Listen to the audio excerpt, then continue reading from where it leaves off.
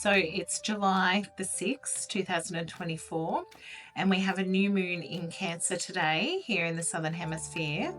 And I'm just doing a tarot reading about that. I just wanted to see what's come up with a new moon. A new moon is a really good time to read the tarot cards, and I really like to always have a look and just see what's to come and what's going to happen. So this is a generalized spread for the world, for the outer things in life, for the external. So we call this a mundane spread. So this isn't necessarily a personal spread for myself, but it's looking externally to what's going on out there and how that might influence people, not only with the astrology aspects that are going on at the moment, but with the way the cards are working. So I'm going to lay out to start with. I'm going to do a 3-card spread just to connect the energy, and then I'll pack that up and I'll do a Celtic cross.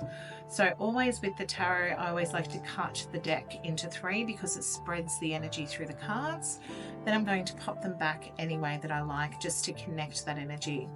And then I'm going to grab those cards, and I always use my left hand because it's connection to the Mother Earth, and that energy. All right.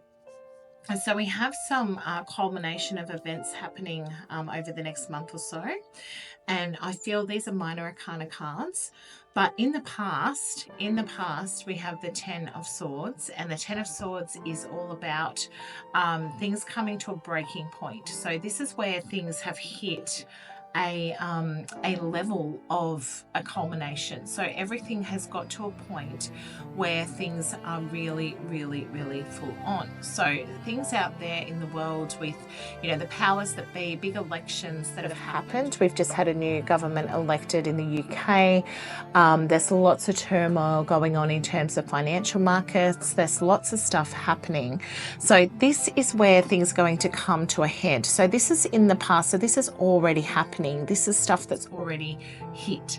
But the good thing about this card is that it means that it's darkest before dawn. So it means that things may get worse before they get better, but it does mean that things may start to shift in a positive way if the lessons are heeded.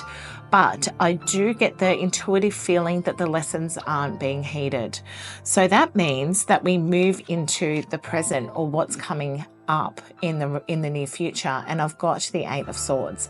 So there's a lot of feeling of trapped and feeling stuck, and I feel like that's a lot of people at the moment, is particularly in the Western world, with the cost of living and all sorts of financial stress, and also just stress in general. So I feel that people as a collective are feeling somewhat trapped and feeling like there's nowhere to move.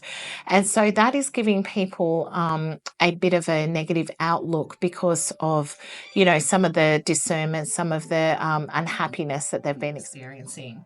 But going into the future, we have the 2 of Wands. And the 2 of Wands is basically saying that there are 2 options. There are 2 ways that things can be done.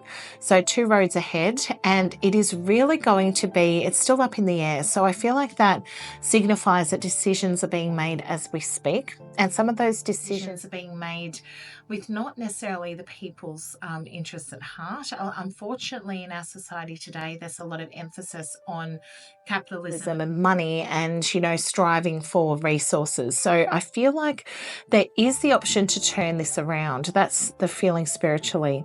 Whether they do or not is in the powers that be's hands, but also the collective. So I always encourage people to think as positive as you can and do with what you will. And the Wands are about energy. So he's got the world in his hand in this card, and literally looking across the horizon and seeing the obstacles, seeing everything that looks really difficult. But if we as a collective think positively and we think that things are going to get better, they will. So we need to start thinking in hopeful terms. So it's all about what we can do. So what you can do individually, no matter how hard your circumstances are, is to really try and really work within yourself to try to make things more positive.